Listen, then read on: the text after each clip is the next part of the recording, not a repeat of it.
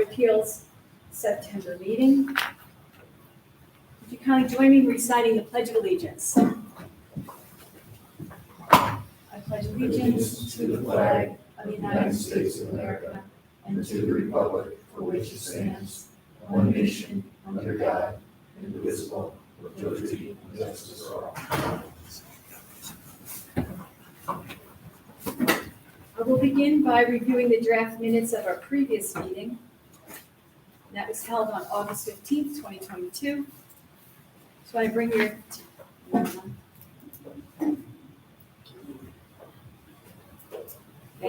Thanks. I'd like to bring your attention to one addition, one correction on page 1, the second line from the bottom. It should read, for the record, that Parsonage Lane instead of Way. And then on page 9, the addition on line 11, at the word "est." Sorry. Sure. Page 11. I'm sorry, page 9. I apologize, line 11.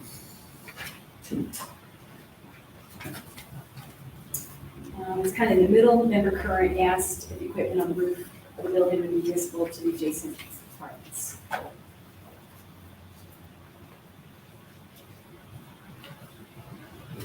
The correction is? Today. Yeah. Thank you. So with that one addition and that one correction, I make a motion to approve the draft minutes with a member second. I'll second. Thank you, Patricia. All in favor? Aye. Thank you. Approved with those two amendments. We'll review the agenda as posted on the town website. First we have Paulson Development of Albany LLC at 112 Chestnut Ave, followed by Atlas Renewables Brunswick Sikaway, then Atlas Renewables again, North Troy, followed by Fong at 42 Homestead Avenue.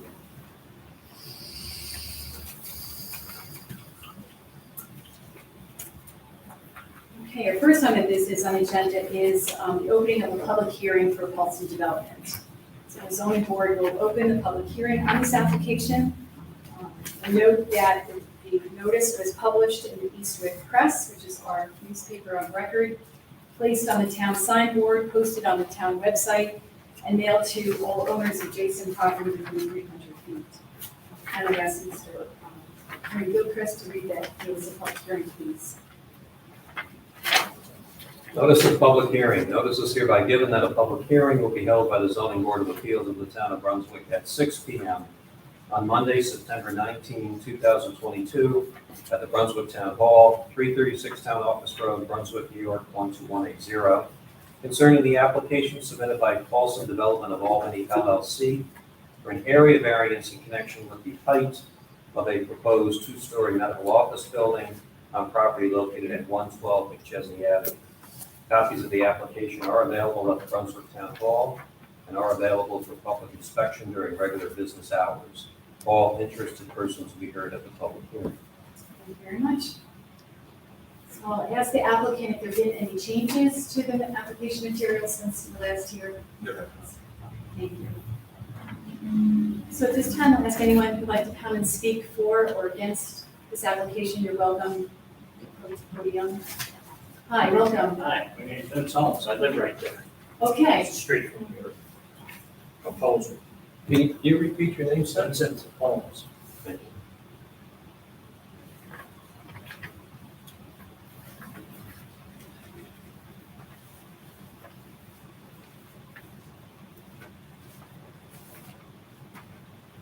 Have a traffic issue that you should address before you start building any more commercial property up here, because you're just attracting more traffic, more foot traffic, more vehicles. And I've already had 2 incidences down there where a lady ran in inside of my vehicle and she got out with the baby in the car. She's yelling at me. I'm telling her to get the F out of her car. And she got out and she's telling me she's gonna kick my egg, jumping up and down, banging on my truck. This is the problem you have down there. You're not facing it. I did. And she comes over to my window with her arms like this. Good thing I had my window up, 'cause I know she was gonna swing in and hit me. So I told her, I said, you're in the wrong. You gotta wait for traffic because I couldn't see your directional. Shut the F up now, jumping up and down, shut. She goes to the back of my truck, she's banging on my truck. And then the cops finally came, got her out of the way. But that's an issue. It should be addressed. Then another one, recently. Another guy did the same thing. I can't see him. My truck's higher. He's got a little car. Well, I get up by Cumberland Farms. He comes flying around, slams his brakes on. I gotta slam my brakes on. Car behind me slamming his brakes on. Gets out of the car, comes to my window, trying to hit my car. I said, I got nothing to say to you. He could have a gun. Black guy, right? Big tough guy. I pulled right up on the sidewalk. I went right around him. He followed me through the mall. I called 911. You know what they said? Can you come up here? But yet they give me seatbelt tickets.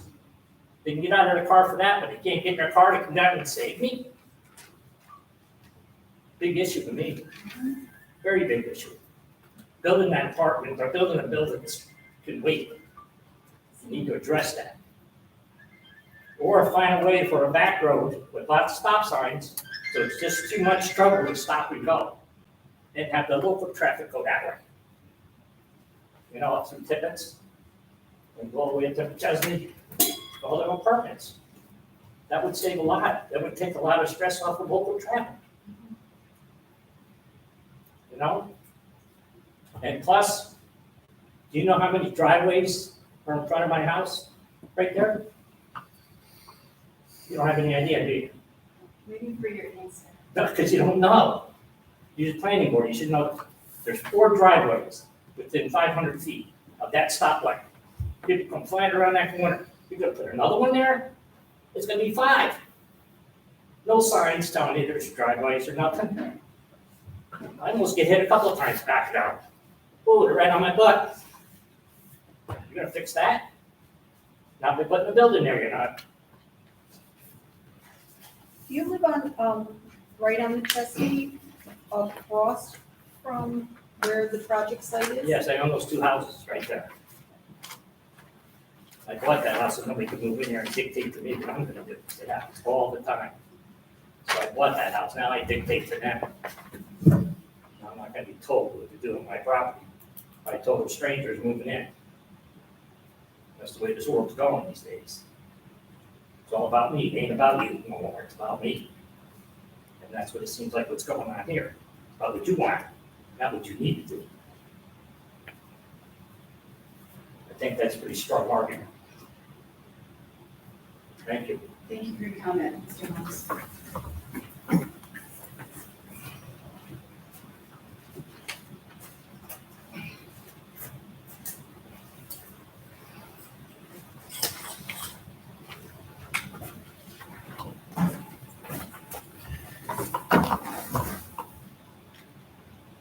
Just getting some of that. I thought they did.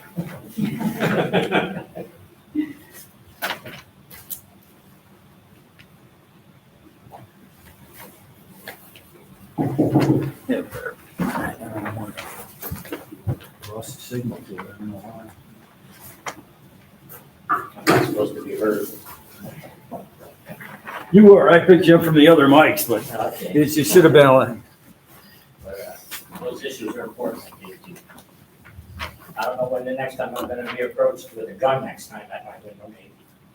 You know, I've already had fists and another person standing there looking like they had a gun. What's gonna happen next?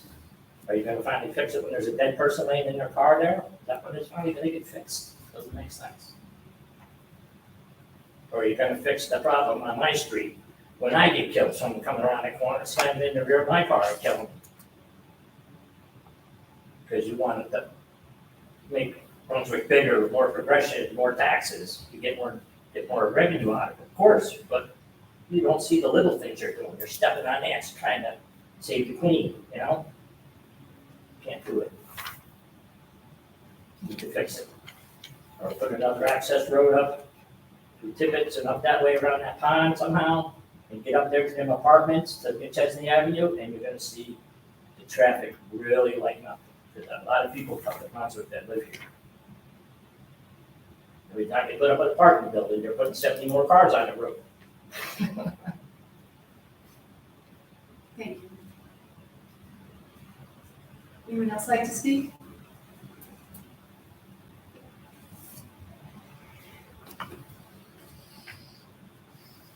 Chuck, have there been any written comments? We've had no written nor email comments. Thank you. Any questions from any of the zoning board members?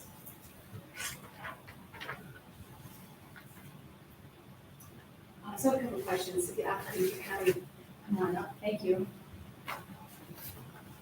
How are you doing? Good, how are you? Fine, thank you. Just working at the minutes of the planning board from August, I haven't seen the minutes from, I believe we met with them on 2 days ago, or no, sorry, last week? It was last week. Yeah, okay. It was mentioned about a traffic study and kind of to the residents' point. Has there been a traffic study done?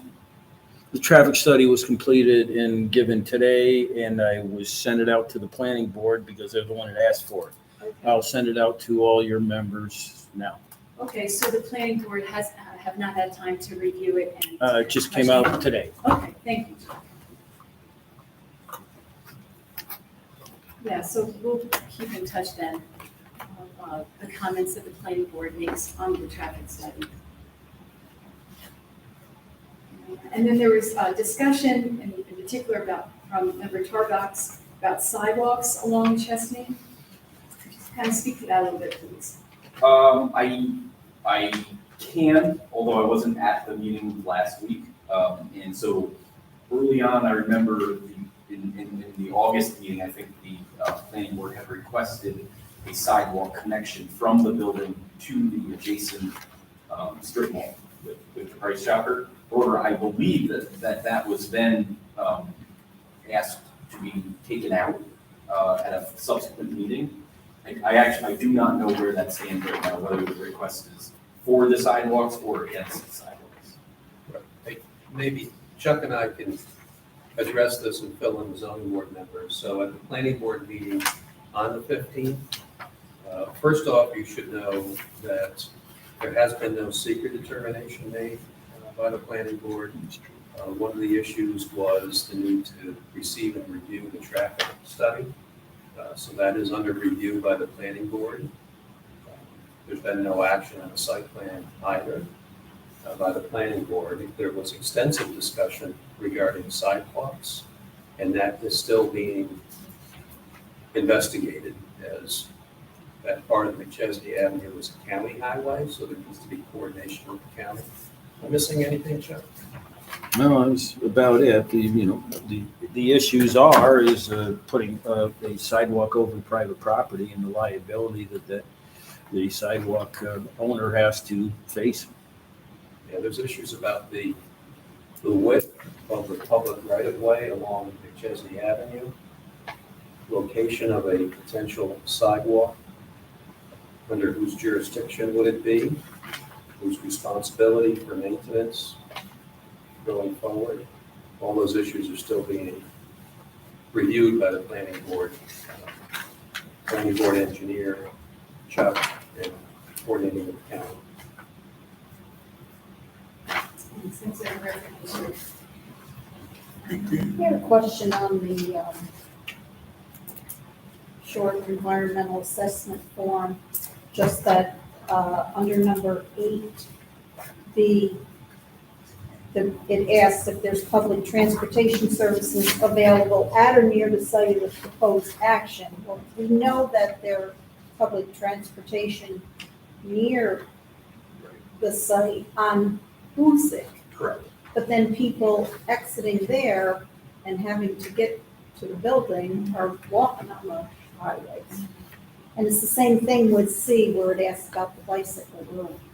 Because there is a bicycle lane on Hoosick coming up to Chesney. I think that's where it ends, but then there really is no bicycle room in Chesney. That would be correct. I think that's a concern. So your concern is that there might be pedestrian safety issues Mhm. because people have to travel from? Well, if they're coming by bus and getting off the bus, then they would be walking up Chestnut Avenue where there are no sidewalks to get to the building. I live there, I can tell you where they go. They come right out of Price Chopper, walk right across McChesney, right through that last piece of property, through that garage and shed, and over to Walmart's. Every day, so at least 10 to 15 people go by there every day. Well, I don't think the bus is going into, No, it Price isn't, Chopper. but it is telling you foot pedestrian is right there. So you're gonna add more pedestrians, especially with the medical building. They're gonna be walking there off the bus. yeah, I don't know if, because the type of service that's going to be there. It's not ready. But there could be people that work in the office building that might be coming by bus. Most, because of the nature of the services provided at that facility, it's most people need to be driven Right, and then driven home driven from. home, right, because they're gonna have a procedure over there. But surely there will be people that work at the facility that may or may not take public transportation.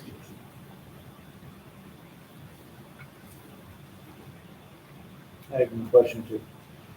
The only request is for the height of the building?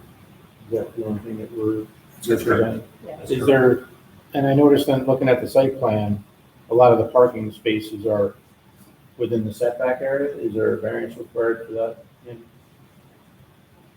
I don't believe so, Chuck. Within the setback area? So like you've got these portions, portions of parking that are within the setback area. So does that require a variance? Not, what you're gonna be looking for is this distance to, that has to be minimum 10 foot. Okay. To the property line, not the setback. Same thing here, you have inclusion in the setback there, but I would look at that point there, make sure it's as well as it. Yeah. So it was mentioned in some of the applications, materials, and then the discussion was return bank parking. Sure. Yeah, for the record of this application, could you kind of talk about that?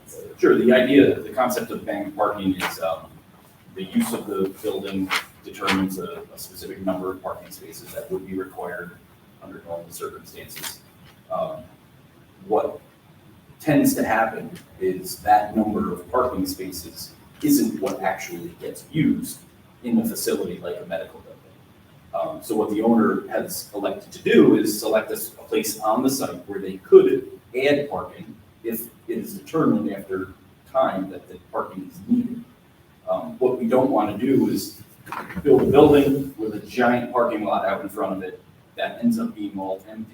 And then you have just asphalt pavement when it could be green space. So I think, I don't know the number of spaces that they're looking to bank, but that's the idea that they're trying to do. Just makes the site look a little bit more aesthetically pleasing. 23. So 23 bank. Yeah. there's two sections, future 7 and 16. Thank you. Your name is? Eric Green.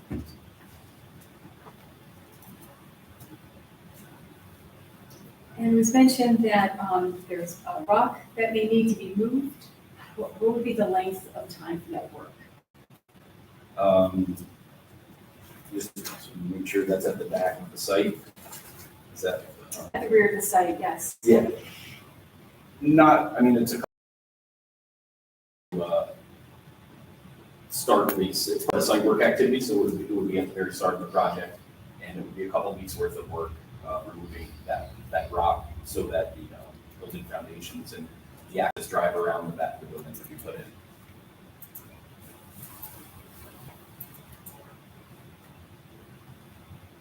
All that material would be used on site as well, so you wouldn't see the material leaving the site. It would just be repurposed on site. Mr. Holmes, you'll have the opportunity to speak again after the applicant speaks, if that's okay. Well, I just like to address the issues as they come up, so, because I'm gonna forget them. But I'll give you a piece of paper. Do you want to jot it down? Yeah. Okay. I have a question. Of course. Repurposing the material that you're taking out, like the Sorry bedrock, about this. how are you gonna repurpose that? So on the, Issues, I'm just talking about. They would be on the west side of the site, will be a fill area, whereas the east side of the site is a cut area. So we'll be moving some of that rock from the back and a lot of the earth on the east side to fill the west side to provide more of a level surface for the whole building and parking areas to be built up.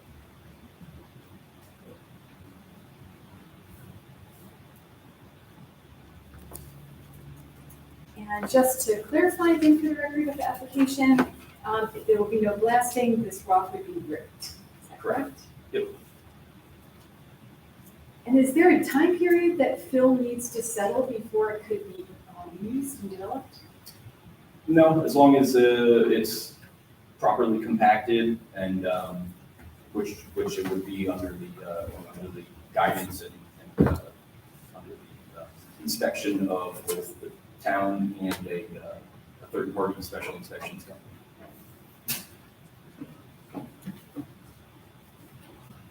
And then I believe maybe at the last meeting, concern came up about the tenants and the occupancy of the building. If you can kind of walk us through who is slated to be there, and how many square footage is kind of taken up right now, if you had any vacancy. So we actually, since the last meeting, well, let me start at the first question. So there's 3 spaces inside of the 24,000 square foot building. The entire ground floor is going to be an endoscopy center. It'll be the first endoscopy center in Rensselaer County. The second floor will be an orthopedic clinic. So that's just doctor's offices, just appointments. And then we're looking at a ophthalmologist right now for the third space, which would be, and the second floor is broken up into, I think it's like 7,000 and 4,000, or 7,500 and 4,500. So all medical, and those are the 3 tenants right now. Okay, so just to clarify then, so on the second floor, the ortho has both spaces, even though it's broken up. They're There's 2 spaces, no, I'm sorry, there's 2 spaces on the second floor. One is for orthopedic, and then the second space is ophthalmology. Right. And they're a potential. They haven't signed on the dotted No, line. this is an intended client. We have meetings with them starting next week. So, it's a very good, very good. Likelihood, yeah, okay, Like- yeah, because that was the concern, having vacant properties. There's already a lot of vacant properties in the adjacent plaza. So Sure, to kind of, but it's in your interest absolutely, to fill it, and absolutely. it's in our interest to have a town that's filled and not with these ghost buildings. Yep. Thank you for your answer.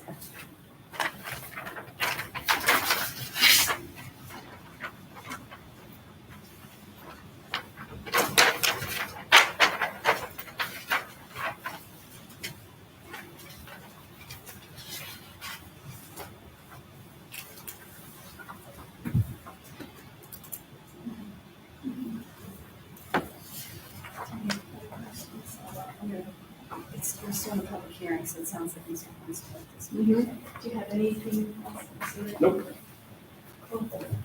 Yeah, thank you for those answers. you're welcome. And Mr. Holmes, you expressed a desire to speak again? Yes. As far as the shale is concerned, there's shale under that ground.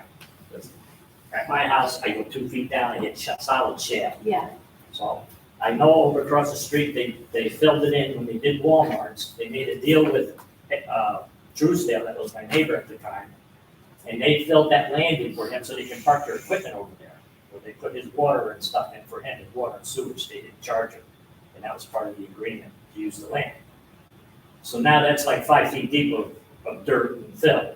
So now they go down, they're gonna hit that shale. And now I'm gonna be hearing this machine bang, bang, bang, bang all day long for a week. Practically in my backyard. Don't you think I'm gonna hear that? It's gonna be annoying. It's gonna hurt my ears. I know it is, because I can hear it all the way down when they were doing the Kentucky Fried Chicken. I can hear bang, bang, bang way down there. So this is gonna be practically in my bedroom. No, I don't wanna hear that noise. And that place is, it's been filled already, so when they take a sample, they don't go deep enough. They're gonna think it's okay, but it's not. There's shale in there, lots of shale. I had to do my city water, and I had, John Tomorrow, he came down, and he had to buy a jackhammer, and he chiseled down to get through that shale, just to make a pad.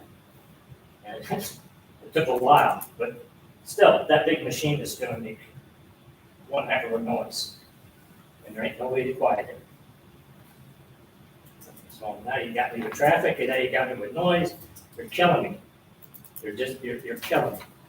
And the issues I had with this town in the past, you would be shocked if I told them to you. They stepped out of line so many times here, I could have sued them 3 times. But when they had that China restaurant, they didn't make me put a grease trap out there. They dumped the grease on the ground, contaminated my well at the time. I had to put city water in. Right, so Mr. Holmes, I appreciate the comments that you're making on. Well, I'm just letting you know that you guys need to know that there's people getting affected by your actions, Sure, right, okay? that's right. I just want you to know that, I appreciate it. especially someone that doesn't bother anybody else. There's only one person there that's gonna bother.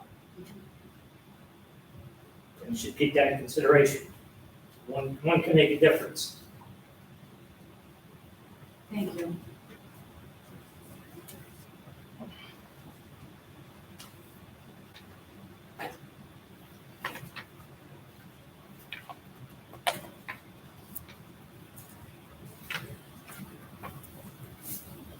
So hearing no other public comment, we have the option of closing the public hearing. Someone would like to make a motion for that? You vote on that? I'll make a motion that we close the public hearing. Thank you. I'll second. Number second, thank you, John. All in favor? Aye. So the public hearing portion of this application is closed. You'll note that the planning board has not completed their seeker. So at this point, the zoning board cannot proceed with any deliberation or action. That's correct. We did coordinate lead agency on this action, and the planning board does need to make its secret determination before this board can act. So I guess I would ask then the applicant if you could kindly respond in writing to the comments that were brought up by Mr. Holmes, that would be appreciated. And you can do that in coordination with the building department, or distribute that to the zoning board members. So we'll have that at our next meeting in October, and it's the 17th, October 17th. And it's the third Monday of the month, starting at 6 p.m.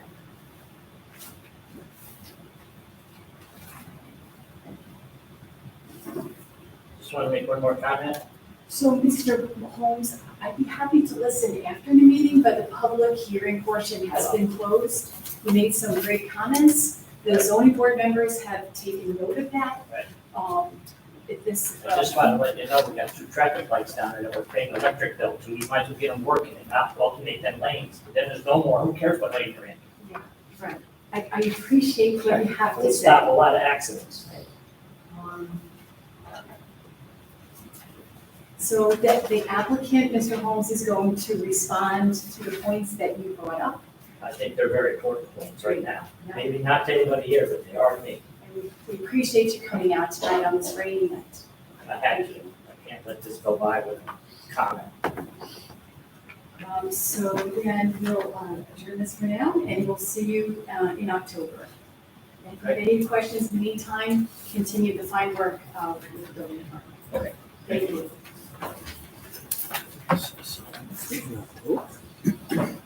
Meetings there, zoning is up to me. In between the zoning board meetings. Yeah, I'm sorry, planning board meetings, which is a lot better. I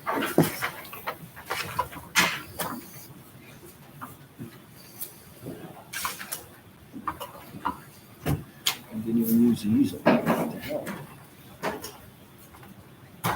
Don't take it.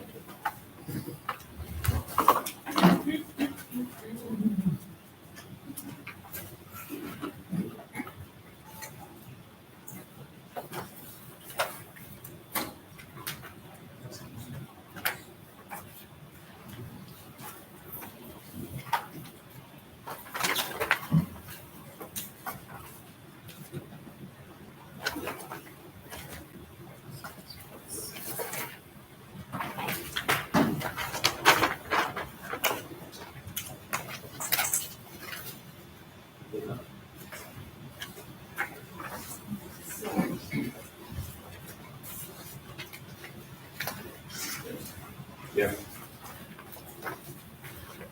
right, so just to coordinate, this is Atlas Renewables Brunswick Sikoway.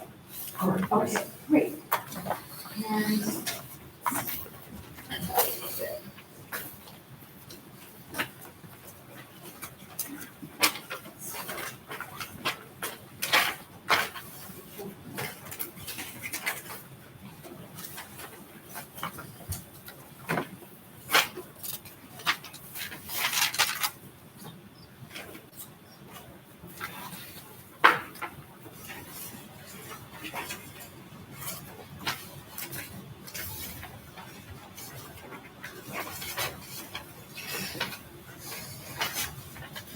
all right, so since you were last here, you, and the planning board members, we all got together and we had a site visit. I want to thank the drivers for that, getting us there.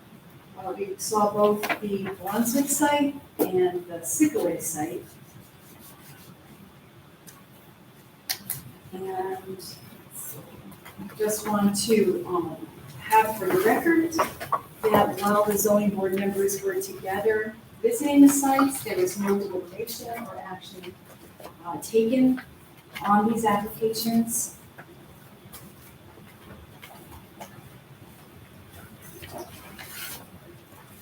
And I believe that we left it that at tonight's meeting, we're going to review the comments made in the public. Nope, sorry, I scratched that. That's for the next time. I apologize. I think that what we read is that some drawings with the topographical maps were requested. This information that we produced and provided by Thursday or Friday last week. So 2 drawings from Brunswick Solar Farm, 2 drawings from Sikoway Solar Farm, trying to show a little bit more updated site layout for these 2 projects. And for projects, we have created 1 drawing more increase the topographical contours. And on the next slide, yes, it's exactly the same site layout, but now with the satellite picture. Specifically for Sikoway Solar Farm, we have not submitted the 3rd slide, which is the next one. We have provided digital copy to Wendy. This is one cross section, and apologies if we understood incorrectly, but this is one of the cross sections that was requested by the zoning board from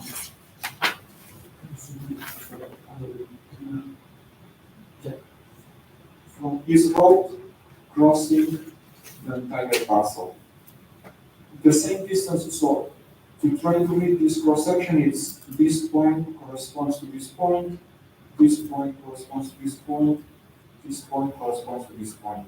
What we are trying to show with this site layout, and we are trying to get the maximum elevation on East Road, which is approximately 580 feet. So from the most unfavorable point in East Road, we are trying to produce a cross section from west to east, and we are trying to show the board that despite of the different elevation from this point on East Road and the different elevation of the solar farm, because of the trees, it will not be possible to see the solar farm. So this is a drawing that we recommend to see on digital format, because on paper it's really complicated, even in a larger scale. We have submitted to 20. I'm more than happy to discuss in more detail. For the project for Brunswick, for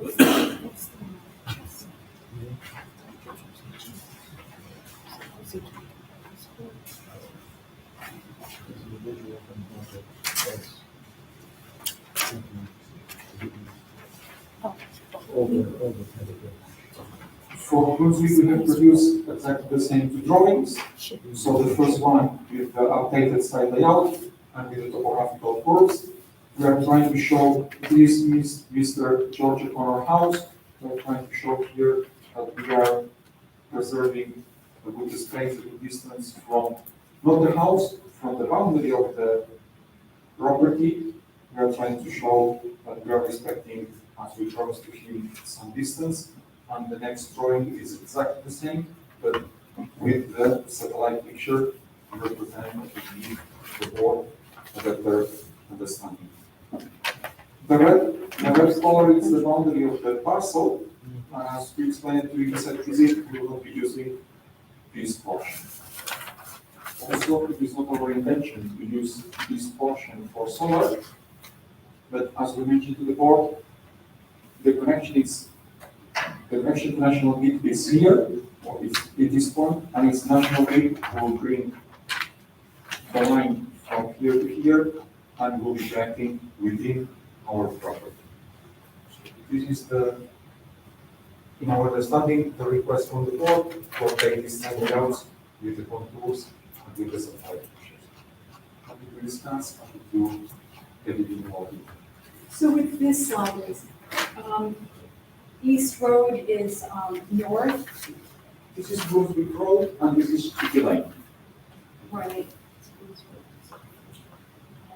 So is there any topographical cross-section information from East Road looking onto this We are property? more than happy to produce. We understood that the concern from the board was on Sikaway, and that's why we produced this cross-section for Sikaway. If the board needs a cross-section from East Road or from Brunswick Road, we will produce this cross-section. No problem. Because that became evident upon seeing it during our site visit. So being on East Road and then looking down, and the trees, if there's a house for sale, you're able to look from that vantage point. We explored that vantage point, I guess. And you can see from that vantage point this portion, and you can see the golf course, Yes. but you cannot see on the valley. We're more than happy to produce this cross-section. We have spent a considerable number of hours, not only in this cross-section, in many points, to make sure that what we are presenting is correct. And yes, you're completely correct. There is the house on sale here. You can see the golf course, and you can see this portion. If we were installing modules in this portion, for sure these modules will be visible. John, if you don't have to go to the first one, but as we are installing in a kind of the valley of this mountain, so this is more elevated, and we are installing in the middle, it's not possible to be seen. Okay. So which trees will make it impossible to be seen? Where are the trees located? These ones from East Road, and also because this elevation, which is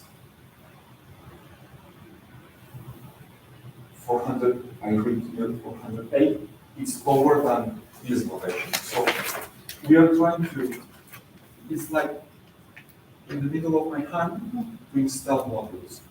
If the microphone is this portion, East Road can see this portion and the golf course, but this road cannot see inside my hand.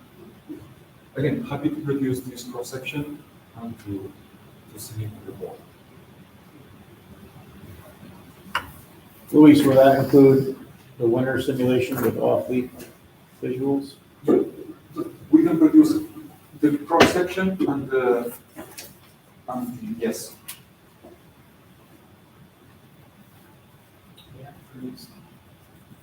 Because the very east side of that, which is coming up the slope towards the residence, starts coming up in elevation. Correct? Starts coming up the bowl. So the very east side of it, that's where it starts coming. This portion is the most elevated one, yes. That's the lowest point, correct? Where your finger just was? Okay.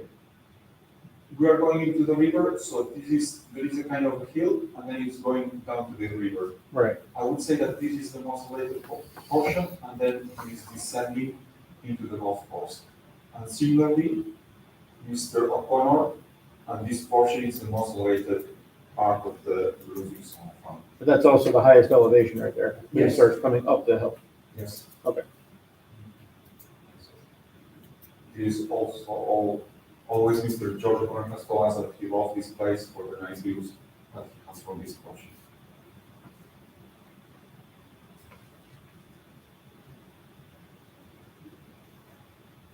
And will he see any of the stands or the panels themselves from his house, even looking down the hill? Fortunately, his house is only 1 floor, so that gives less elevation from him to be above the fence, the trees, that evergreen trees that we installed. So, no, he will not see this.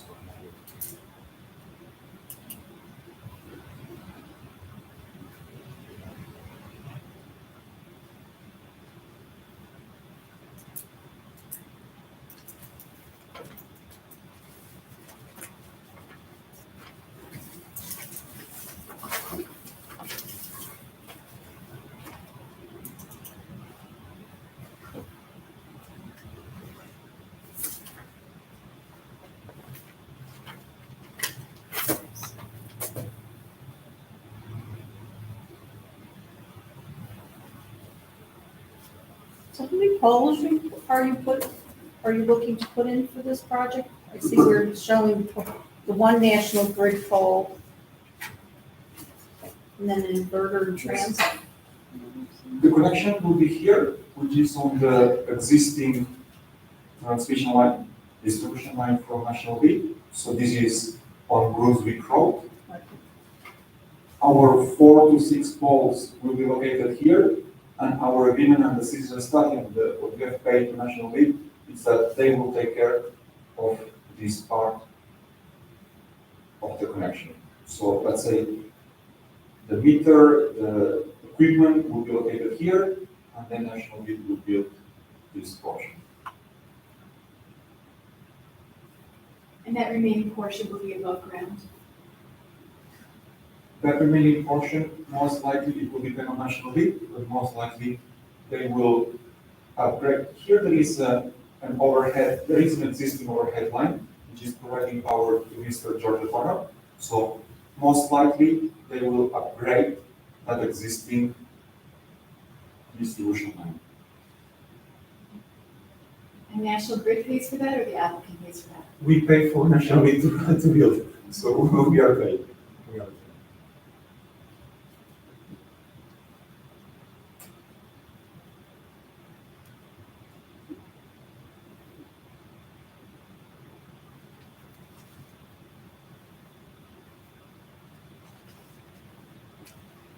I have a question. Will the panels be facing the low point? So the panels are going to be in opposite directions, on opposite side of your property, right?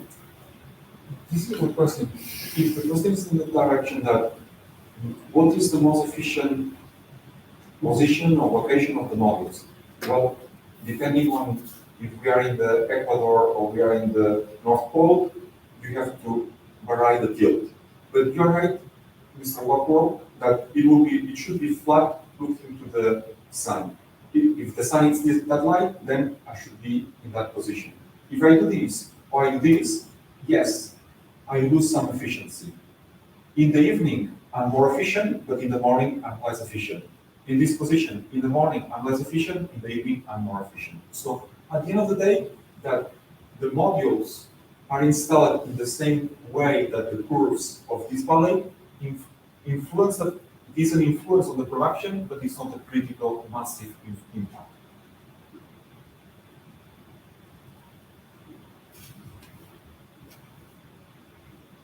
So that's a good question, actually. So what's the capacity of the solar farm? We submitted to National Grid 4 megawatt AC. I think that this layout is 4 megawatt AC, 4.3 megawatt DC. It's within the range that we spoke with George O'Connor. Our number shows that 4 megawatt, the business model works. So is that because of the panel size, or is that taking into consideration of any loss because of the tilt and the sun, or Correct. what are you actually going to get out of it from the 4 megawatts, or is that just the total of all the panels there? Not taking into consideration the loss of. Good question. A solar farm in the morning produces maybe 10% of its capacity. I'm talking about day which is out of clouds and it's sunny day.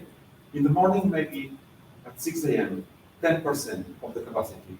Then at 7 p.m., maybe 20, 30, 40, increases up to 100 at midday, and then again goes back down to 90, 80, 10%, zero. So it's a bell curve that in a perfect day, In a normal day that there are some clouds, you will see this bell curve with a lot of ups and downs. Our calculations, fortunately different from wind. The calculation of what is expected production of a solar farm is much more predictable. And we have run what is the bankable software, which is called PVCs, and we have run the numbers, and the calculation shows how much it will be possible to generate during 1 year. Then we translate this into the expected bill rate, and we get the economical numbers. If that was your question. No, it does. I'm familiar with them. I have them on my garage. I know. And when Hudson Solar installed them, they gave me 3 different charts over the different seasons, and then told me that the degradation of the panel, or at least what it wasn't going to produce at certain seasons, how much it actually goes down. So I was just curious to see, because you're talking about being in a valley there, so just curious as to see what that would decrease its intake. We have to calculate with this program the 25 years with the degradation, annual degradation of the modules. Here there is some advantage that, let's say, because this is from south to north, this is less elevated than this one, then we can squeeze the distance from row to row. If it was downhill in the opposite direction, then to prevent that this row produces some shadows to this row, we have to increase the space. So we have some advantage that no, it's not ideal geography. I would like to be completely flat. This is not the case, but I can take some advantage putting the rows between modules closer, taking advantage that it's going from south to north. But again, there will be some shadows. Absolutely, yes. We have included this in our calculations, in our model, of the degradation of the modules, the clipping of inverters, the shadows of the module, yeah.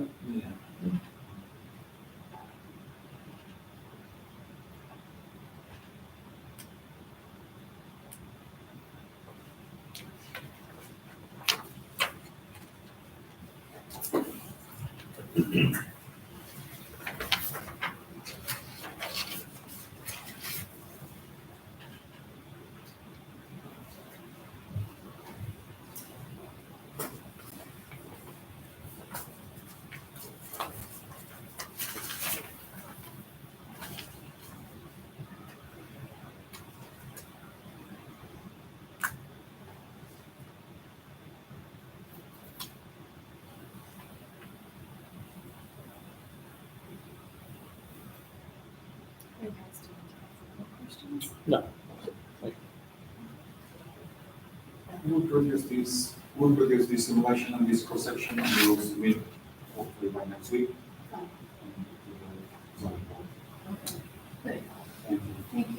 Thank you. Thank you all of you for your time to take time to visit the two projects. Thanks a lot. Okay, so since we've met in August, we did go on the site visits. You have produced the material that we requested. Also, the applicant submitted Greene County Supreme Court decision. So the question for the zoning board is whether or not it's binding to us, in particular, the town of Brunswick. Sure, so this all plays into the standard that the board will apply in reviewing the use variance applications submitted. Certainly, the board has not had a chance to discuss that with council prior to today, and certainly my recommendation would be having the board have the opportunity to discuss that issue, particularly that case, with counsel in private session, which you're allowed to do, to seek legal advice from counsel before any determination is made as to the applicable legal standard for certainly moving the application of public hearing.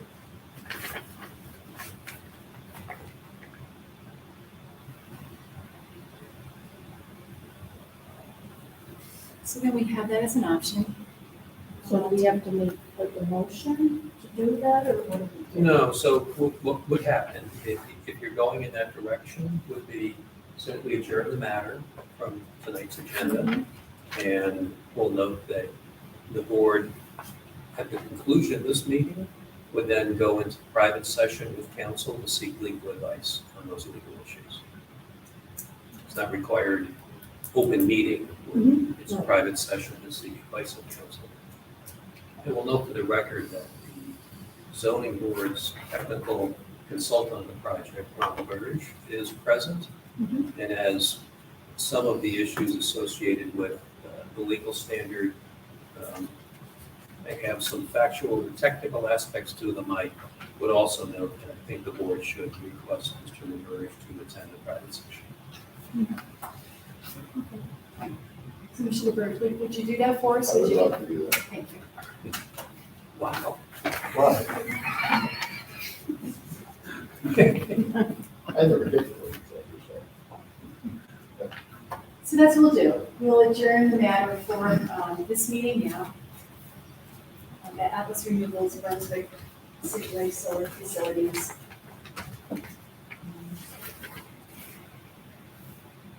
And we'll discuss with legal counsel after this meeting. Right, and one last thing to discuss is whether you want to adjourn the matter to your next regularly scheduled meeting, or would you like to consider a meeting prior to that? So, your meeting would be a month, this board only meets once a month. One option would be to consider a special meeting at some point in the future. That's entirely within discretion.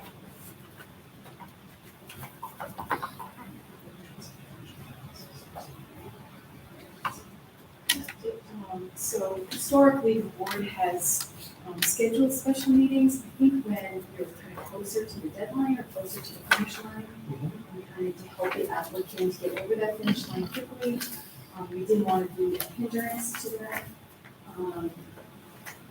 We have not yet held a public hearing, so I don't feel like we're as close to the finish line as we will be in the future. So I'm inclined to put this on agenda for October's meeting, but I'm open to any of the other board members' opinions or thoughts on whether or not having scheduling a special meeting, say in 2 weeks, middle of October, or hoping for 4 weeks when we meet on the 17th. And in line with holding off and just scheduling it for the next regular meeting. Yeah, and if any of the members don't have any feelings one way or the other, then we'll do them. So we'll be October 17th again, the third Monday in October at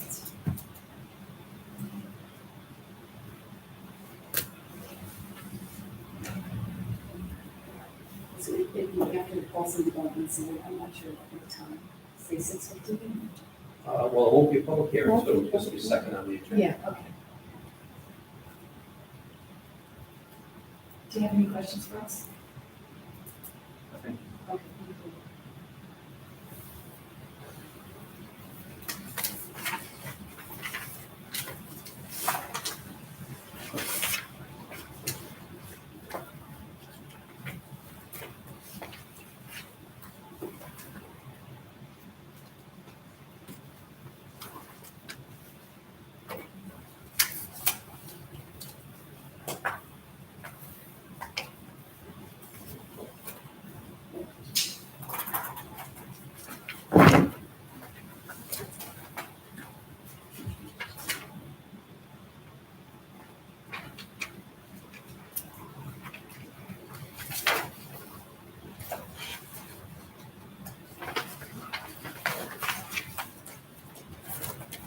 Okay, so you can stick around for part 2, which is the Oakwood solar facility.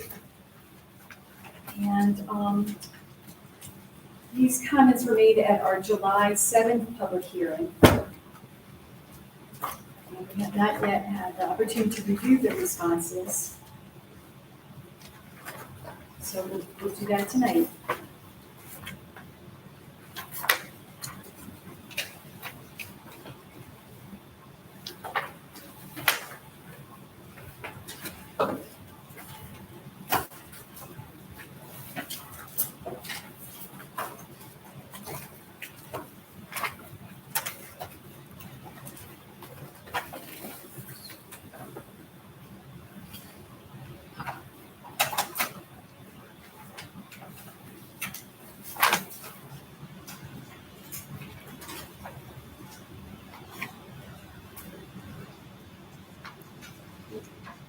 We submitted our responses by August 2nd.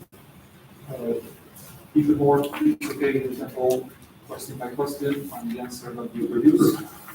So, question number one was the distance from one of the levees that is living at 58 Biscayne Boulevard. On Appendix A, you will see that the distance from the boundary of this property to the fence of the solar farm is 1,200 feet. Would you mind to go to attachment A? Which is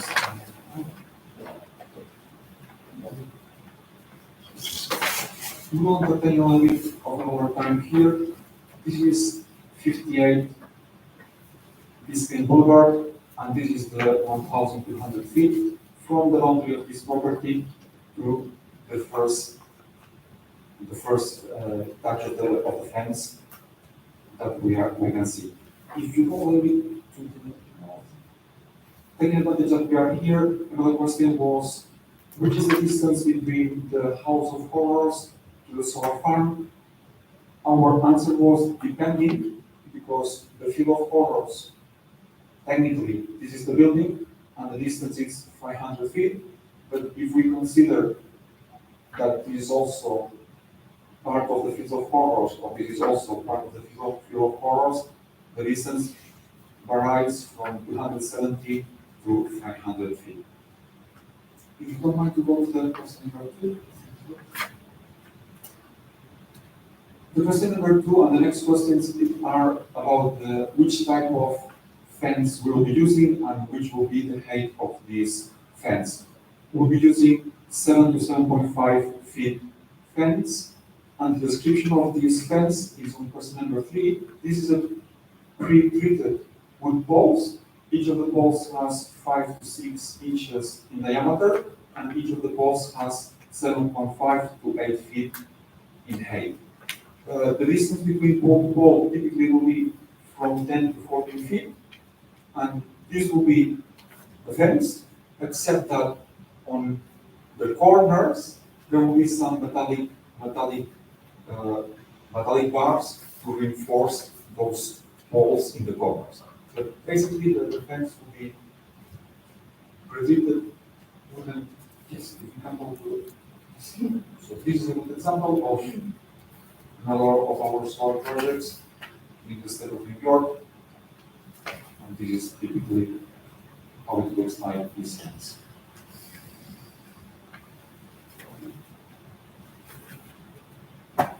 Question number 4. It was requested a visual of the fence. This is attachment B. It was located what was the distance between the Field of Horrors to the project site. We reviewed that it's 500 feet, but depending on if we consider other parts of the House of Horrors, the Field of Horrors, it's 270 to 500. It was requested a simulation from different residential areas. This is the attachment C. We can quickly review this attachment C. This attachment C, what tries to cover is in yellow color. These are the aerial pictures, and in blue color it's the ground level pictures. And we tried to cover all around from Brunswick Meadows back to Brunswick Meadows to cover all the portions. If there is any special part of the streets that the board wants to see, we are happy to pay attention. Basically, we took aerial pictures from different locations, and we are trying to simulate more or less what will be the location of the solar farms. And we are mentioning here what will be the approximately the elevation from where this picture is taken. So we'll compare later on with what is the elevation at the ground level, but we have an idea from the ground level. It will be impossible to see the solar farm, but we have an idea from this location how it looks like if we elevate the 330 feet the drone. This is how it looks like. Similarly, 130 feet. So this is repeating from the different locations along the solar farm. These are different aerial pictures, and this is the ground level pictures. Starting from Brunswick, one of the ladies that intervened in that project, in that public hearing is living specifically in that portion. We took some pictures to show the board that no, from this house, the project will not be visible. So, it's exactly this house, there are trees around this house, so. And those trees that you're displaying right now, they're deciduous, so they have leaves on them. Brunswick Meadows, Right, from this slide in particular. do you want to go to Brunswick Meadows with the aerial picture? Which I think is the first one. So, this is the house of this lady. Uh-huh. And this is where the solar farm will be located. There are different layers of trees.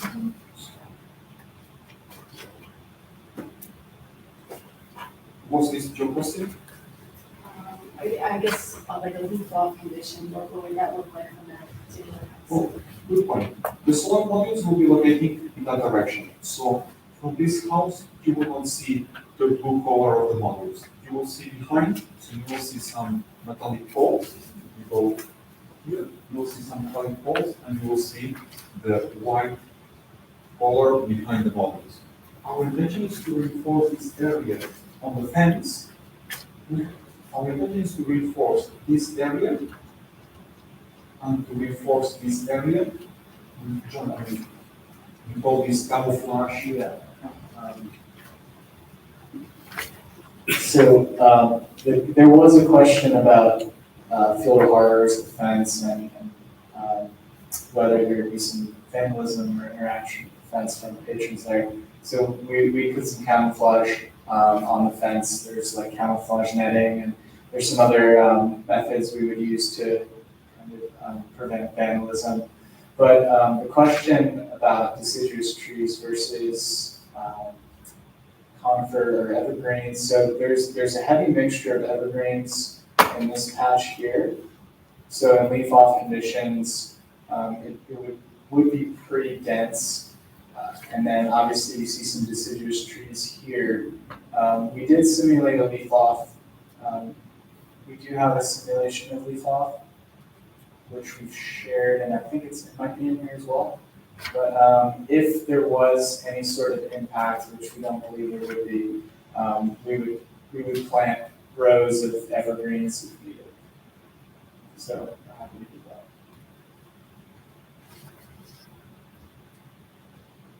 Was there a question, perhaps the planning board, where they would be planted? Yeah, I mean, wherever the ideal location would be, if someone said that, oh, there's going to be an impact, which we don't believe there would be, we could plant them, based on line of sight, wherever they would be maturing after 4 to 5 years, or 3 years, whatever, we would plant them wherever they would need to be. So. In this case, we always are flexible and we negotiate with with the different neighbors what they want. Sometimes they want a kind of barn, sometimes they want camouflage net, sometimes they want. In this case, we have to consider that this portion belongs and will belong to Mr. Murley, and his plans is in the mid-future to build some houses here. So if the neighbors ask us to install some trees, evergreen trees here, it's fine for us. But we want to make clear that the neighbors understand that if Mr. Murphy, in 5 years, decide that they remove these trees and they start the construction, we're going to stop Mr. Murphy. Probably the best place to put it would be closest to the fence line. But again, I mean, 10 neighbors, 10 different requests. Sometimes they want the trees very close to here, sometimes they prefer at the border of the boundary.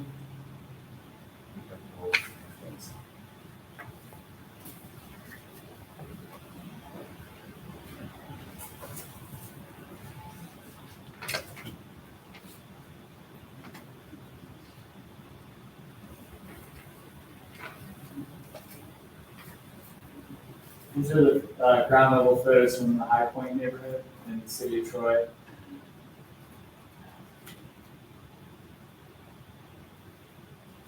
This is from Farrell Road.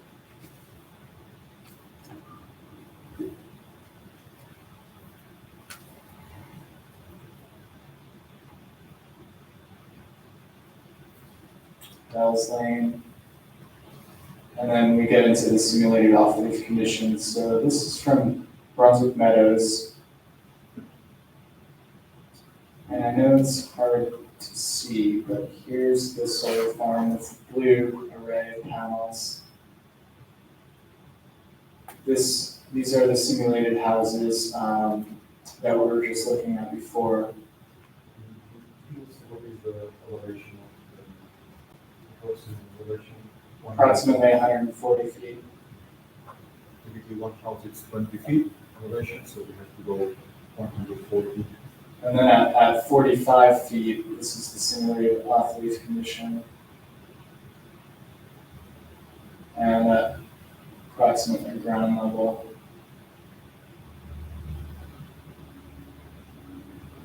Simulated off-leaf condition. Here's 30 feet from Brunswick Meadows.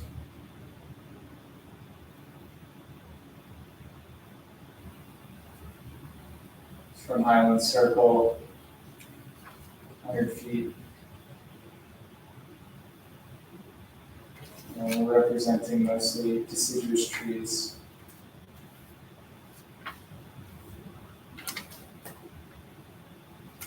This is looking from Farrell Road, about 150 feet. You can see the solar panels here.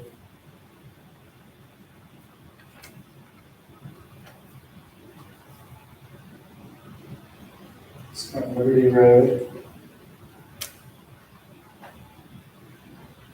From Bells Lane. That's what we have for the leaf-off conditions.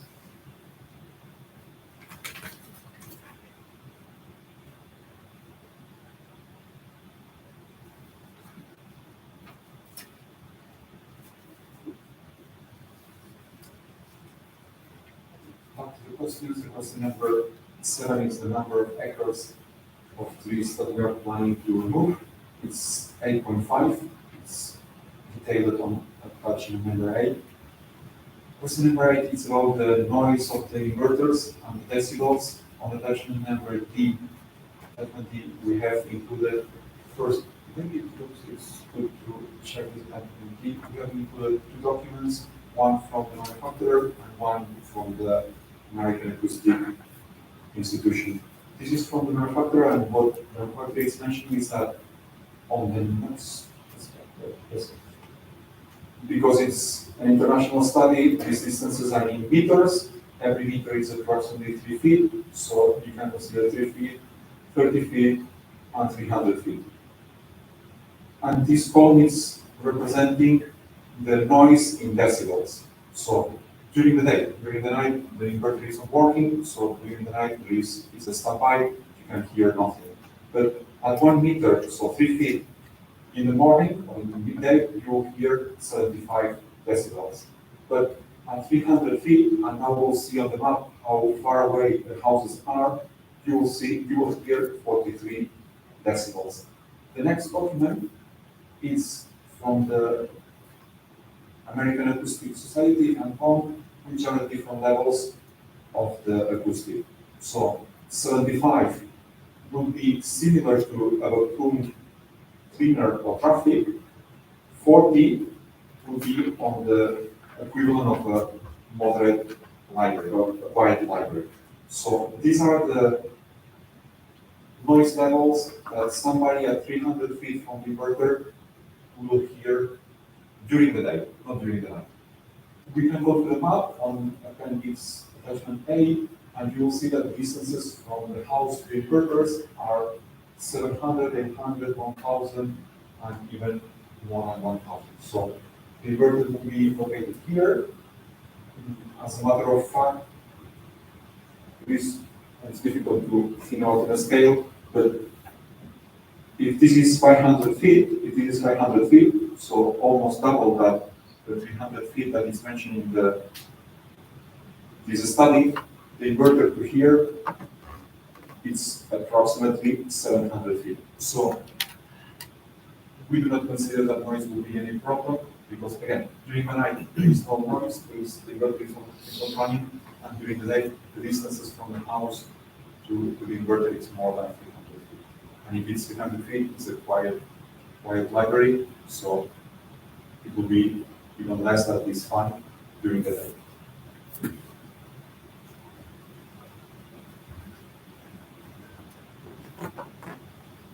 Question number 8 was the noise of the inverter. Question number 9, it was the clarification of digging or grading. In the planning board at the comment here, we state here in this question number 8 that we are not digging or grading.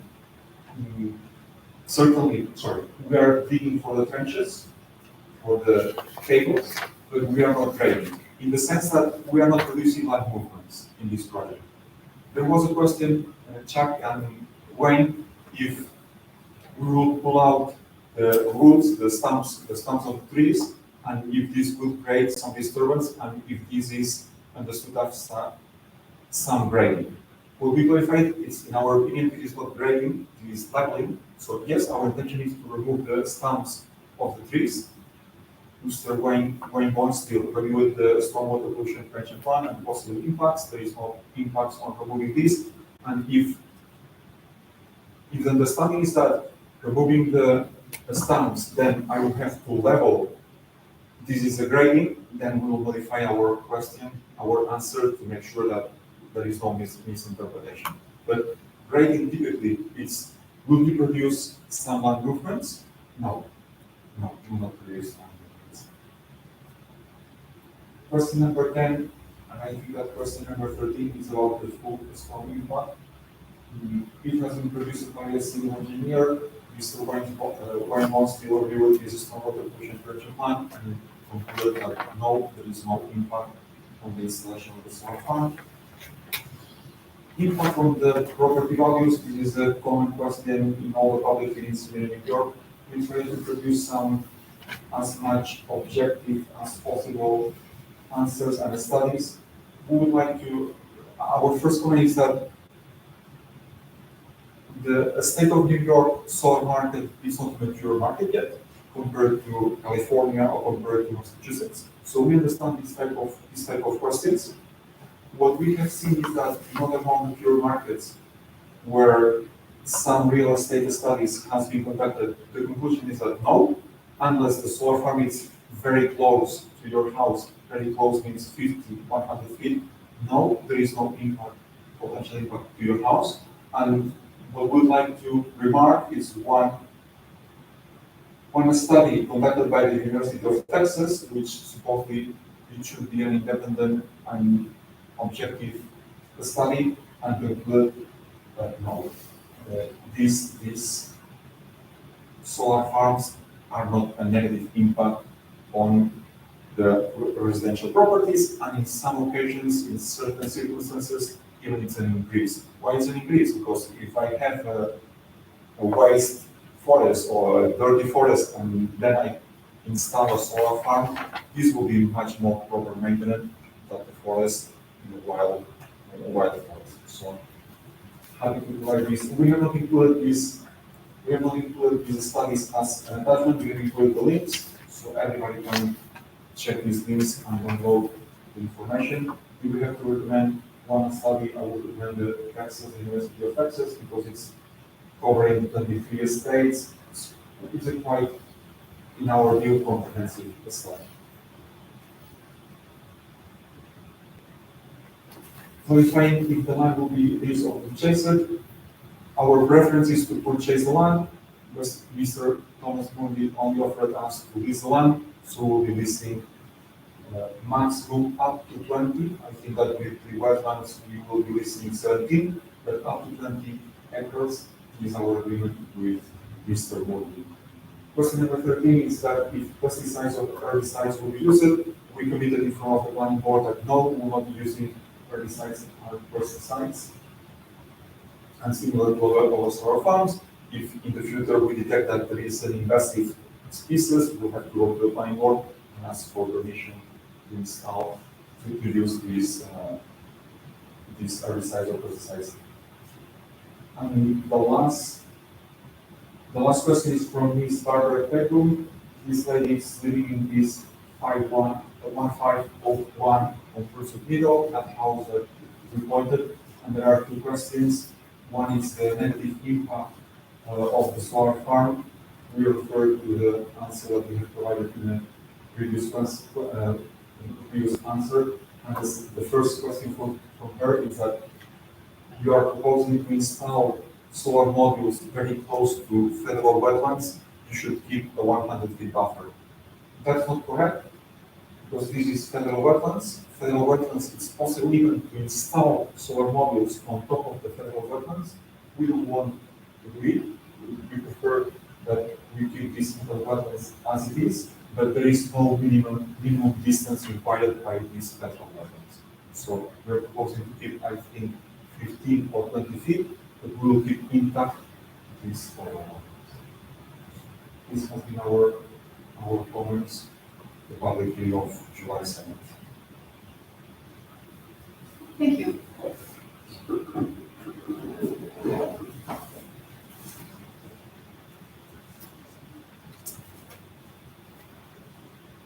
there any questions? So I have one. If I can go back to the Brunswick project again, actually, because you mentioned some data with this project. I don't know if we talked about the noise level. What is the distance from the inverters to Mr. Conover's house? More than 300 feet. More than 300 feet? More than 300 feet, yes.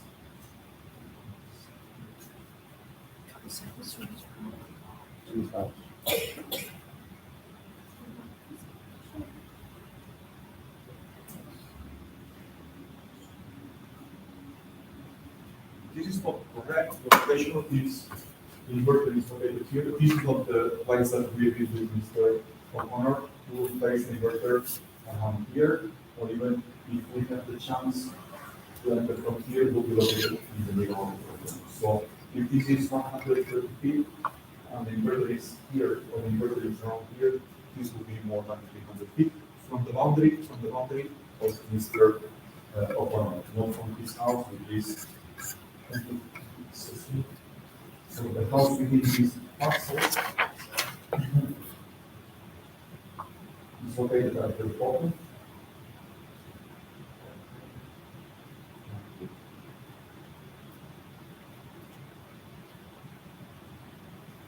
Anyways, the inverter will not be located here, it will be located more to the north of the center, it will be more than 300 feet.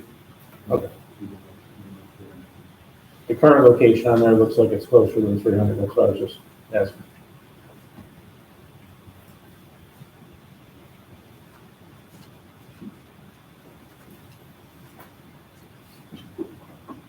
Okay, thank you. Yeah, I'll note for the record as well, that the planning board was, at their September 15th meeting, moving forward to consideration of seeker, to make a seeker determination on this project, but it was determined that the procedural record of one item did need to be corrected, so we're going through an additional lead agency coordination process. And once that's done, it's the intent of the planning board to move forward and make a seeker determination. So on this application, the board is not in a position yet to make a determination. Might be helpful for the record to note that the lead agency coordination notice was sent out on Friday. It's certainly coming to you. If you have no objection to the planning board serving as lead agency, we can note that in the record on this. Sure, please do. Thank you so much. Okay.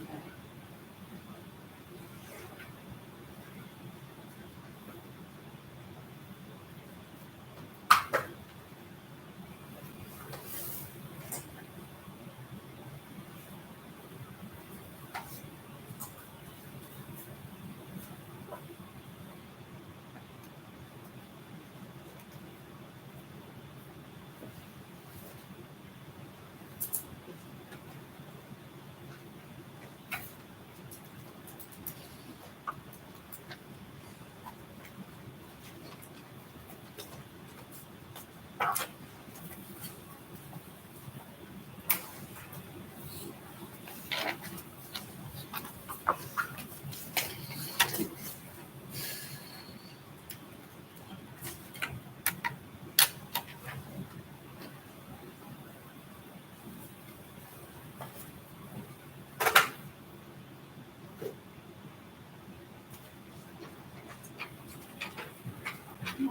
Do you have any questions for us? I have one quick thing. Good evening, everyone. Dave Brennan with the law firm of Young Summer.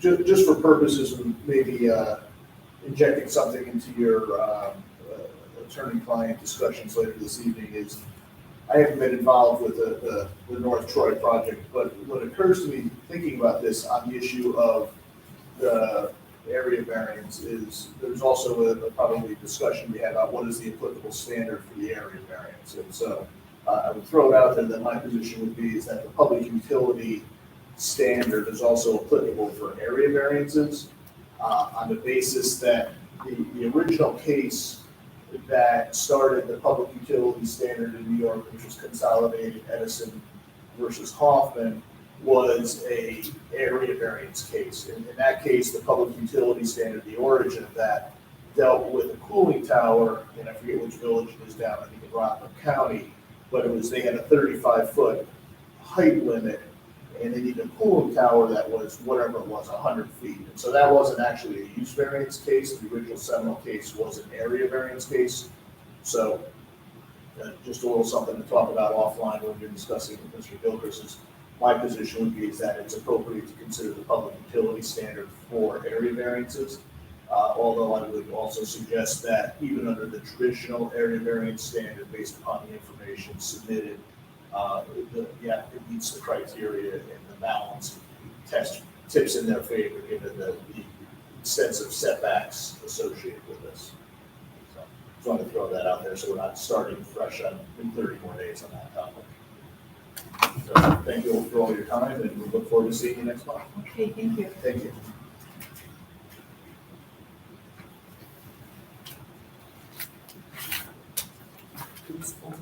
From my side, in this project, the purpose of the project being put in front of the zoning board is because we need an area variance. In this case, we are asking for 9 poles, aerial poles, and these poles is 3 of them to cross the former municipality incinerator, and then 6 of them to connect with National Grid. As we discussed in the previous meeting, it's our interest. These 3 poles are minimized. We cannot optimize these 3 poles, but certainly our conversation with National Grid, and we cannot force National Grid, but our conversation with National Grid will be in the direction to try to minimize these 6 to 4 poles. And the height of those poles? 35 feet. All 9 proposed poles? Yes. to be Well, to be on the safe side, I think that we are considering 45. This probably will be 45 feet, but it's the wooden pole, 45. I would say that this is 6 feet. It will be around 39, 38 feet.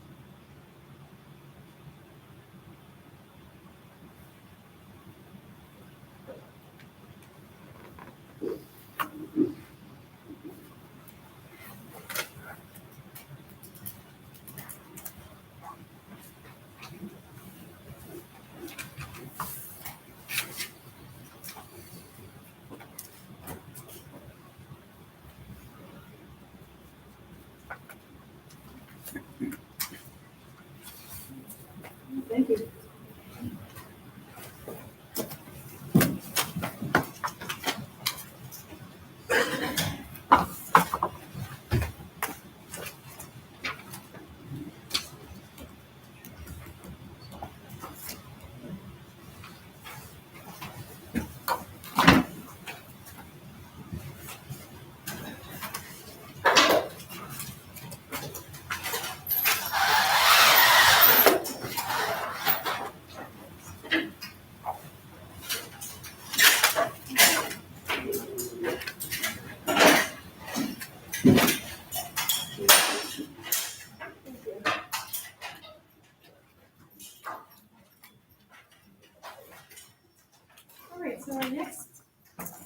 application. 42 Homestead Avenue. Good evening, how are you? Thank you for coming tonight, good to see you. So this is in regards to adding a garage, and then a deck to the back of the garage. We were here last, in August, I believe there were some code enforcement issues. And Chuck, if you could kindly bring us up to speed and what has been resolved since we last met in August? At the site visit, if I get more of your stuff. And because there were some issues, we couldn't move forward with the application to consider it complete for the purpose of holding a public hearing. Mhm. So if we can kind of resolve what has gone on in the lapse of a month, see if we have a complete application, and then look towards October for potentially scheduling a public hearing.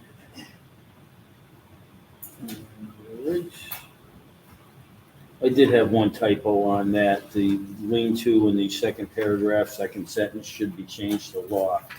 But once I looked into it, looked back at all of the quality time that this couple has spent in front of us, four different zoning board visits, and the total that it came out of what was approved on July 20th was 2,978.4 square feet. And what I was looking at when I was there and I took a picture was the side of the building, and it wasn't clear to me as to what the second story was. I did a site visit, I think it was last week sometime. And what it is on the top of that, and that's what these pictures reflect, is there is a wall on the other side of the loft, thereby making, behind that wall, all storage. So the loft does take half of the distance of the top, which actually, when you come down and break it down, it is actually 32.4 square feet less than what it should have been when we added the 18 feet up for that side. The landing, which comes up,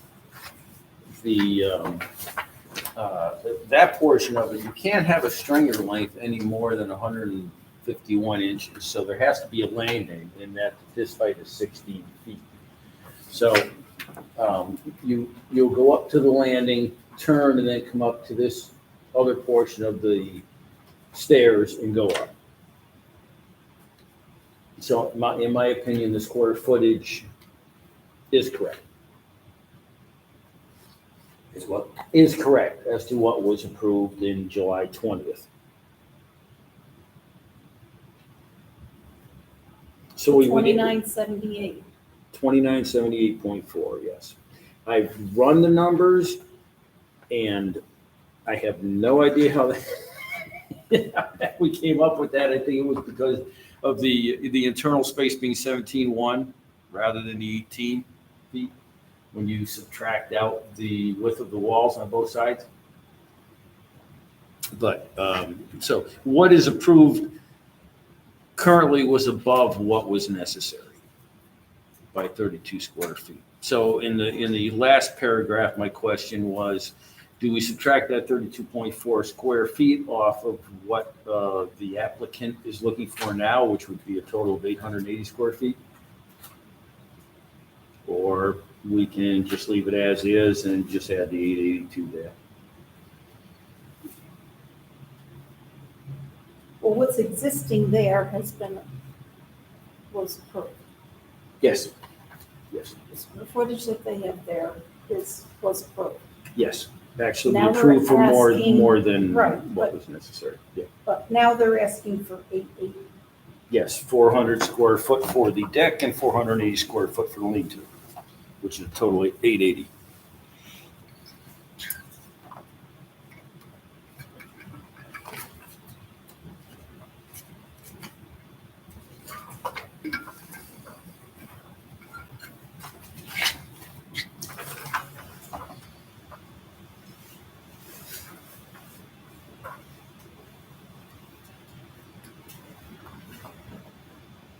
Well, the building size now is actually only the 2940 and not the 2978, so I think you would have to base it on the new building size versus what we approved.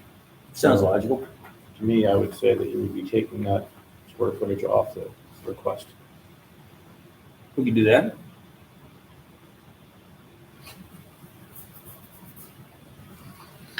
Not so much off of the request, but adding it into the 880, in other words. Right.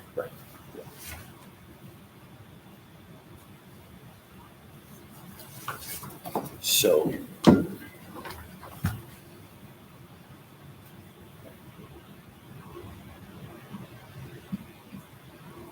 That being said.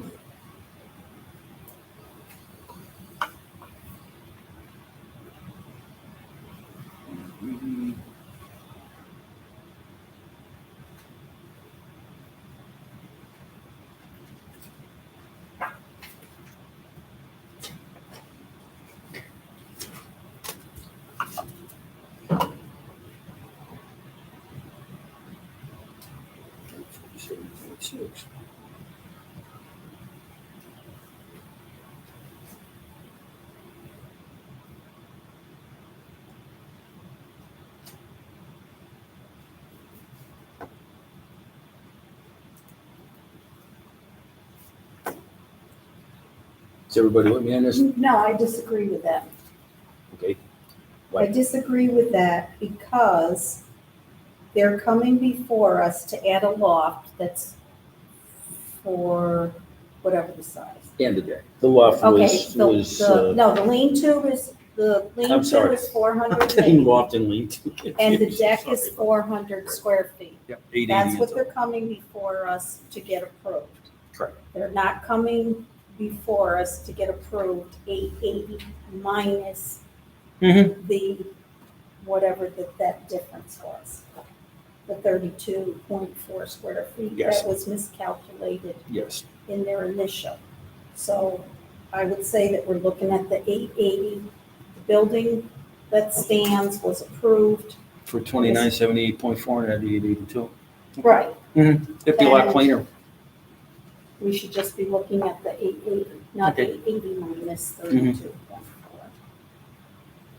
So that would in total be 3858. 3826. You come up with 3826. Well, what they have right now is 2946. 2978.4. And that was, No. well, yeah, it is, because I went right back to the record and I looked at it. And I have the records. This was all during our Zoom days. Right. I Yeah. understand that, but that was miscalculated. It was wrong. Yes, but it was approved.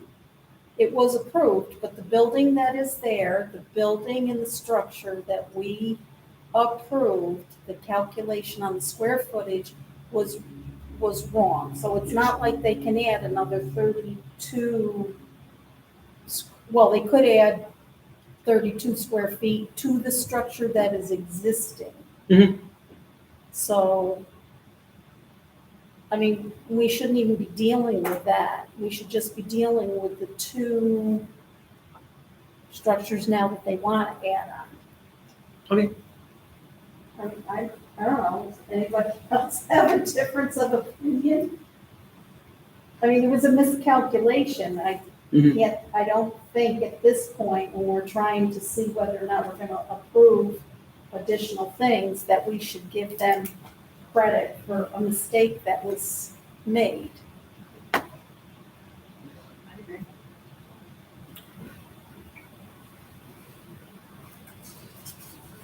This is what's in front of the zoning board now, Right, is the request for. the two requests for the 400 and 480.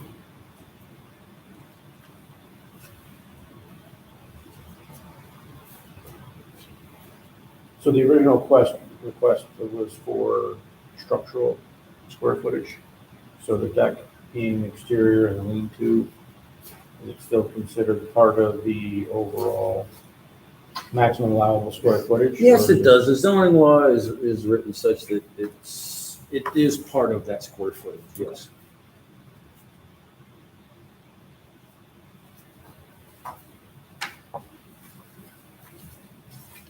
So within that value chart, would that have to be amended, or is that correct, the way it stands? That should be correct because they're only going for the 880. Well, I think it should.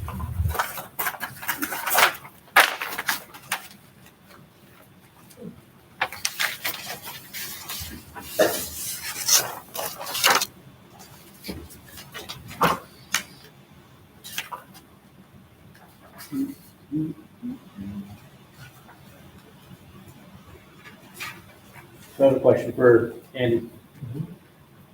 And I don't want to split hairs over 30 square feet, I get it. But say there was just a scenario where a project is approved for 2 buildings at a total of 1,000 square feet. They build one building at 500. Can they at any time just come back and build the other 500 square foot building because they were granted 1,000 square feet? I think it's interesting. I'll call it the old rule under the old Brunswick zoning ordinance would be maybe, because those variances did not sunset. Under our current zoning law, the variance, if not utilized within 1 year from issuance, expires. So I don't know how that factors into this. They Well, built that's what I'm part of the saying. So- building and that 32 square feet they have not pursued. And it's been over a year. Having said that, I don't know what the legal conclusion would be, but certainly I can tell you the zoning law says if you don't utilize a use variance, or strike that an area variance, within 1 year of it being granted, either through a building permit or actual construction, then it expires. So as to that, did they build the building? Yes, they did. Did they utilize the 32 square feet? It sounds like they didn't. You're not going to give a promise. Yes, so it may be the legal conclusion that. Well, after hearing something like that, then I would agree with Pat. I mean, we go with what they're requesting now Yeah. because it's been more than a year and the other 32 square feet wasn't utilized or built. So what it sounds like is the current request for area variance is 880 square feet. I'll agree with it. And so then the total size of the accessory structure would be the 880 plus the actual constructed square footage.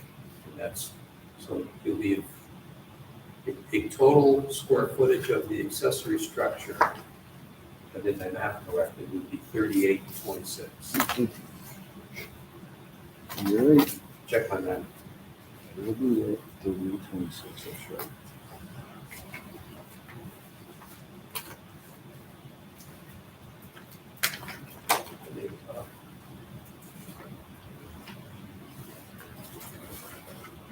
$38.26. So that's in front of you, request for an area variance to add to an accessory structure. The result would be an accessory structure with a total square footage of 3826, where our zoning law allows 1,500. 1,500. That's currently in front of you.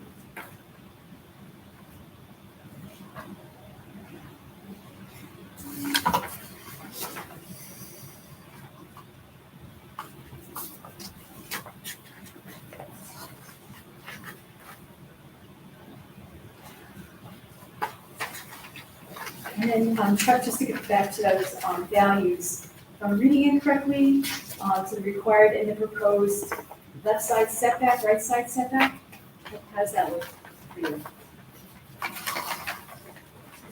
The only impact that was the rear setback on both of these items because both of them are on the rear of the building. And can't be seen from the front, so the rear of the property line is the cemetery, which is a long ways away.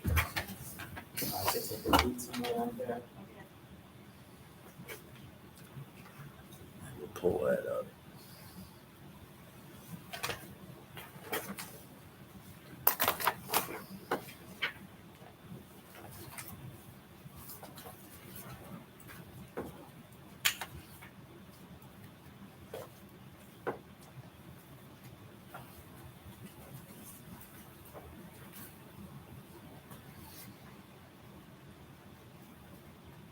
So while you're pulling that up, I just want to reiterate then, what we're doing now is examining the application materials to see that they were complete.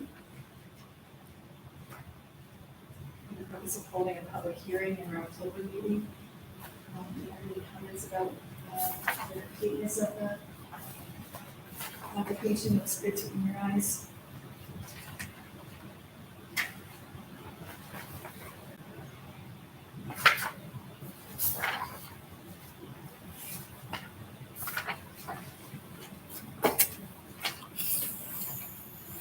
Five hundred and 62 feet Okay, yeah. to the back line. It's, the township line runs through there too, which is kind of interesting. The township, they have a split parcel between the city of Troy and the town of Brunswick. They're right on the border. What's in the back part of the property? The cemetery. I know the cemetery borders it, but the back part of their property, I mean, what is the makeup of that? Is it woods or what is it? Is it wetlands, This word. woods? And brush, wildflowers, just, Whatever, yeah, natural whatever's growth appropriate. area. I would assume, Basically, from the back of the garage all the way to the cemetery is left natural. so it's Oriental bittersweet. That invasive vine crop that goes up to the canopy of the trees. It's so Tiny beautiful. topples on It's it. so beautiful after the first frost. Yes, it is, yes.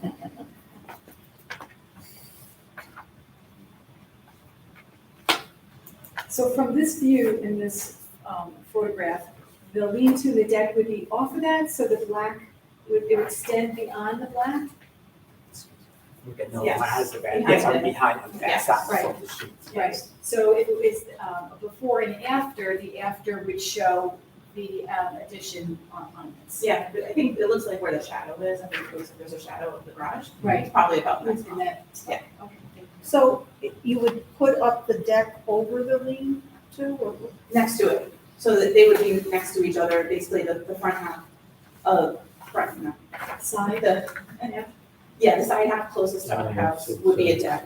And then this the side farthest from our house would be a lean-to.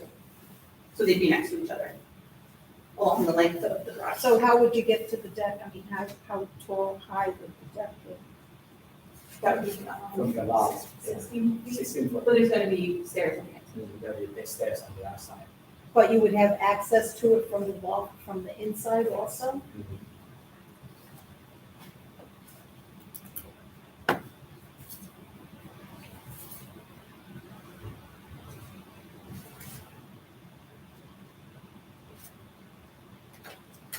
Chuck, do you have any additional information to give to us about this? No, I can better capture the backside of it. We want to have that to you before the next meeting.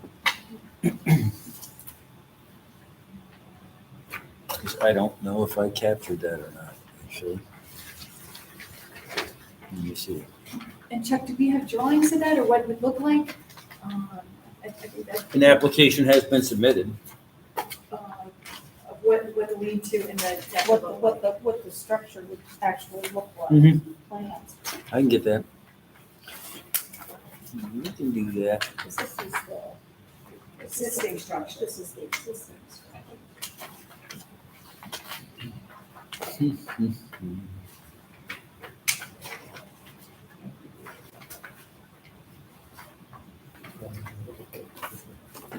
Oh, yeah, yeah.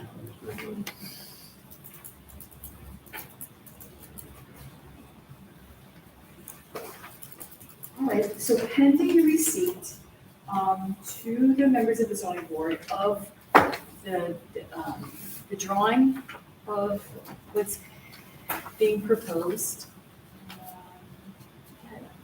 Anything else? All right. So then I would say that this application is complete for the purpose of holding a public hearing, which will be in October, meeting in October 17th. Here's the deck.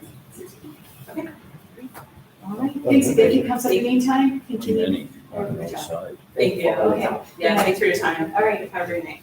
thanks, thank you. window wall. Yeah, on the north side. Yeah. There's a deck. This was a stop work order that I put on. What are all those windows doing? Yeah, and they're all on the north side. That's the back of it, that's this back right here. Yeah.